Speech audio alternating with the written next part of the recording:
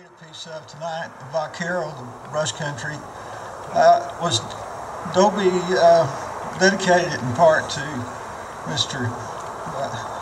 Dobie, to the memory of my uncle, James Jim Dobie, a cowman out of the Old Rock, whom most of the other cowmen and vaqueros of the Southwest Texas knew and yet remember and admire.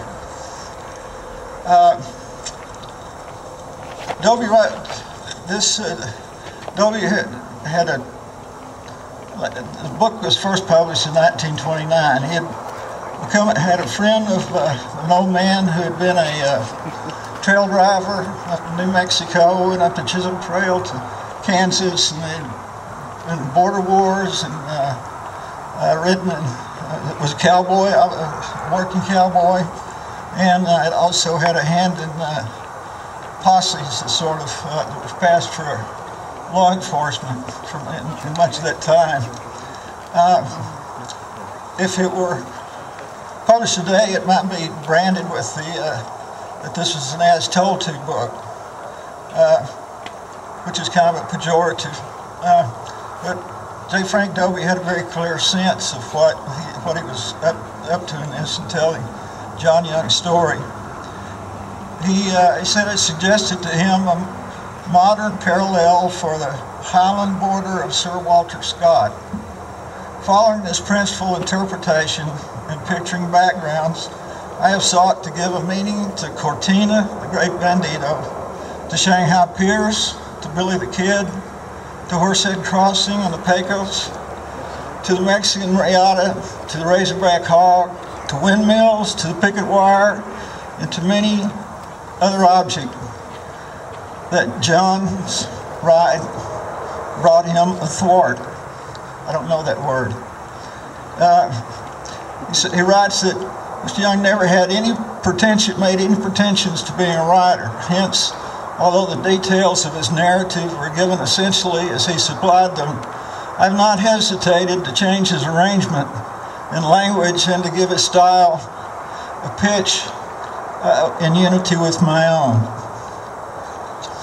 Read from one of his chapters, Billy the Kid Interpreted. With the first big snow of the winter, word came in that cattle on the dry Cimarron, the range of the Cimarron Cattle Company, were drifting badly. Word came too that rustlers were stealing drift cattle on the Canadian to the south and selling them to tie cutters and graders for the Santa Fe Railroad about Turkey Mountain in New Mexico. According to our information, the rustlers, made up mostly of ex-buffalo hunters, were under the leadership of a young man called Billy the Kid, who had just made something of a reputation in what is now styled the Lincoln County War, and whose recent depredations on the herds of the great John Chisholm along the Pecos were probably reason for him to find another place to seek his trade. Mr. Young had a letter of introduction to an old rancher in northern New Mexico. He rode a horse called Whirlwind to meet this man. And the man reminded him, he said, of a fatherly old Scotchman. "You have heard, young man," Mr. Cameron said, "that there is no law west of the Pecos. You have heard the truth, and the most lawless and the most murderous outlaw of the Trans-Pecos country is Billy the Kid, the man you have come to spy on. You don't know him. You cannot know him as I know him. Do not speak his name. You cannot tell when you are speaking to a friend of his or an enemy. If a man is his friend, he dares not mention the fact. If a man is his enemy, he is even more silent." According to Mr. Cameron, a man named Antrim, the stepfather of William Bonney, Billy the Kid, Mrs. Antrim, and the boy had several years before come by his ranch in an ox wagon. There a snowstorm held them for several days, and during this time Cameron became fairly familiar with the family and their past. They were looking for a place to locate, and he advised them to open a restaurant at Fort Union, a few miles on down the old Santa Fe Trail. The Antrim set up a restaurant at Fort Union, and for a while, the boy, Billy, waited on the table, making friends of the cowboys, who patronized the place liberally and took to calling their waiter Billy the Kid. Now, there were a lot of Negro soldiers at Fort Union, and soon they were calling the boy Billy the Goat, or sometimes simply Billy Goat. Sometimes when Billy passed these Negroes, they would bleat at him in the manner of a goat. Such teasing did not sit well with his proud disposition, although he lacked the name the cowboys had given him. One day a Negro soldier bleated at Billy. Billy threw a rock at his tormentor. The soldier went for a gun, and so did Billy. And Billy the Kid was fairly launched on his man-killing career. Skipping the murders of Indians and Mexicans and various killings connected with the Lincoln County War, we find Billy the Kid next refusing to trust himself to Governor Lew Wallace, who was at the time writing the great best-selling novel Ben-Hur, but he had offered to amnesty if Billy would give himself up to the courts.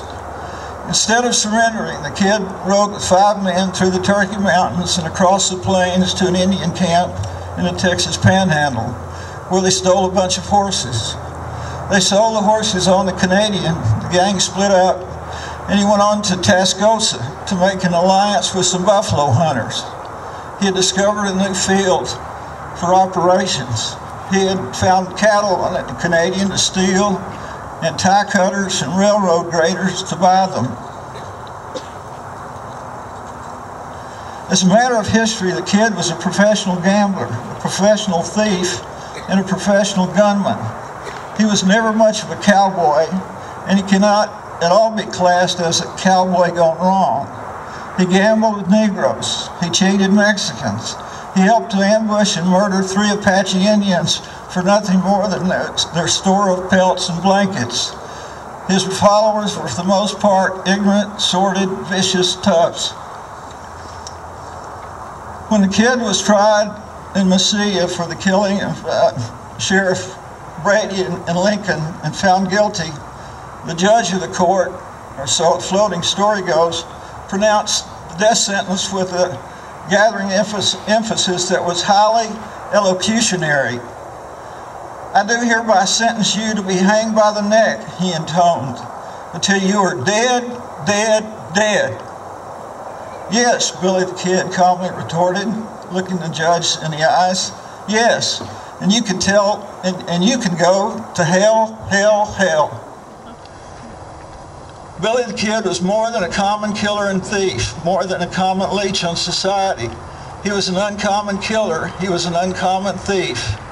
He had something in him that has called to the imagination not only of writers, but of the people at large. He was indisputably brave, and he was, in his own sphere, absolutely supreme. In preserving his own life and in taking the lives of his hunters, he was a sheer genius. He was probably the quickest and surest man outside of Wild Bill Hickok. His nerve never broke, his alertness never wavered, his determination never flagged. He had extraordinary personal magnetism, for without personal magnetism, a mere boy could never have led and held in check a gang of hard, seasoned men. He controlled himself as well as he controlled others. Never impetuous, he deliberated every act, every robbery, every murder. Although revengeful, he was generous-hearted, particularly generous with property that belonged to other people. And being generous-hearted, he had a certain winsome carefreeness, a quality that some sometimes call the art of daring.